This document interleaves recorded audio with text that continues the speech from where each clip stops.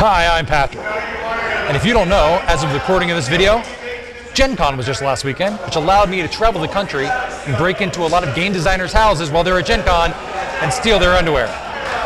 Brian Fiore is wearing some of those underwear right now. Together we just got played, and we just got done playing a game called Smoking Aces.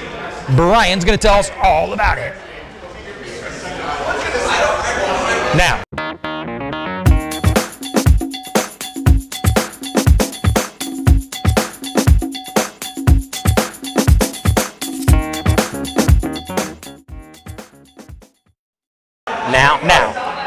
So Smoking Aces is a 2 to 5 player game. It's basically a poker variant for ages 8 and up. And essentially, if you were to take Magic the Gathering, and if it was to copulate with 5-card stud poker, 5-card draw poker, from that lovely moment, from that vigorous copulation? Vigorous copulation would spew forth this game, Smoking Aces, which is pretty cool. So essentially, to go through the rules, each player is dealt 5 cards to start with. From there, each player can play 1 card during their turn to the table, or what's called the pocket. Eventually, if you get 7 or more cards there, or if you end up, and then you draw a card after you play a card and resolve the effects. If you ever have more than 7 cards, I believe, either on the pocket or in your hand, you have to discard at the end of the turn. So it just goes back and forth or between all the players, and they're each playing 1 card, resolving effects, drawing a card. And then when all the cards run out, at the end of the game, you look down at your pockets and you pick the best 5 of your cards to build the strongest poker score. Just like the best poker hand. Yeah, the best poker hand. And that's how you determine the win condition at the end of the game. However, what makes the game really fun and exciting is the actual mechanics on all of the cards. These are not your just standard regular poker cards. On each of the cards, there's a special ability, which might either trigger when you play the card, might be triggered every round with like a continuous effect, or when the card is actually discarded, kind of like an instant speed or something like that, it might trigger an effect. And some of these effects might be search the deck for a particular card of a certain suit, or for a certain ability on it. Some of them might be make your opponent discard a card at random, or swap one of your cards from either your hand or your pocket for one of their cards from their pocket or their hand. There's just a whole smorgasbord of a lot of different mechanics wrapped in there, and it keeps it fresh and exciting. So that's just a quick run through of Smoking Aces. So Patrick, what would you say is your favorite thing about Smoking Aces? I would have to say it's that last thing that you mentioned. It's got these kind of magic-like mechanics that interact with every single card play. So as you're playing these cards, they do these new and different things, and it may not work very well as you play the game and become super familiar with it, but as of the few times that we got to experience the game, it's really a cool aspect of discovering this new ability and trying to figure out how it's best going to fit into your hand and how it's best going to fit into your gameplay.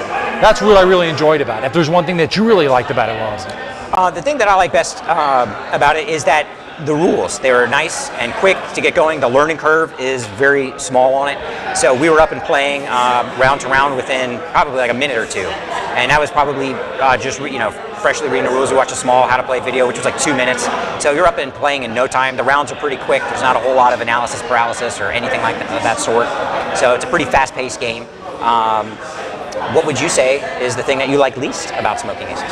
If I have to pick something that I like the least, and that's how we do these videos, is you have to pick one thing you don't like.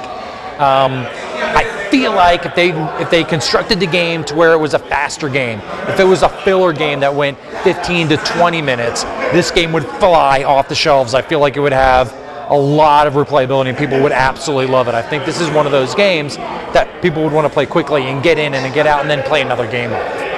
How do you feel about that aspect of it? I would agree. The game takes around an hour to play, but the hand, each player's turn only takes you like a minute or less. So it's a very fast-paced game, and I think it would.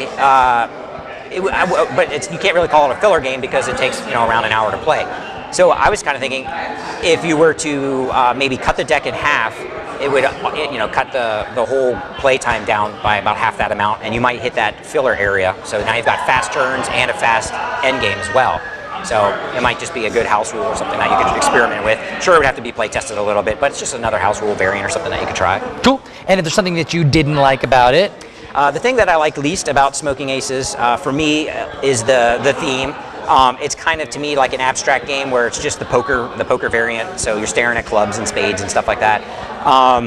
But the mechanics work beautifully, and for me, they could easily be matched with any type of fantasy or science fiction or almost any kind of theme. And I love the artwork, and this was, would be a great opportunity if you could get some additional artwork in there and just kind of maybe retheme it or something. That would be a perfect game for me. It's under an hour. It could be a fast filler game. It's easy to play. The mechanics work great.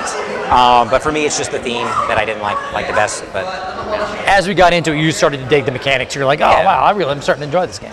And I understand that as far as like from the scoring at the end, it makes it easier to like look and say, okay, now I'm familiar with scoring poker, so I know like full house, royal flush, 5 aces, all that kind of, with wilds, all that kind of stuff. So I see there's some utility in that, and it's not distracting, because if I was like, okay, if it was dragons or something like that, I'd be like, all right, I've got 3 gold dragons and two dragons with scales or fire dragons. It could get maybe a little confusing trying to come out with some scoring chart that you have to look at instead of intuitively knowing what 4 aces or 4 jacks are, kind of thing. But all right, well, I am Patrick, and this is Brian, and together we just got played. Thank you very, very much for watching. Brian, I'm not kidding. With Gen Con, I scored 4 more pairs of celebrity game designer underwear. Nice. How many is that in your collection now? 79. Ooh. Did you ever wonder what Steve Avery's underwear looks like? What, the blue ones? How do you know what Steve Avery's underwear looks like? Nothing personal. What kind of production is this?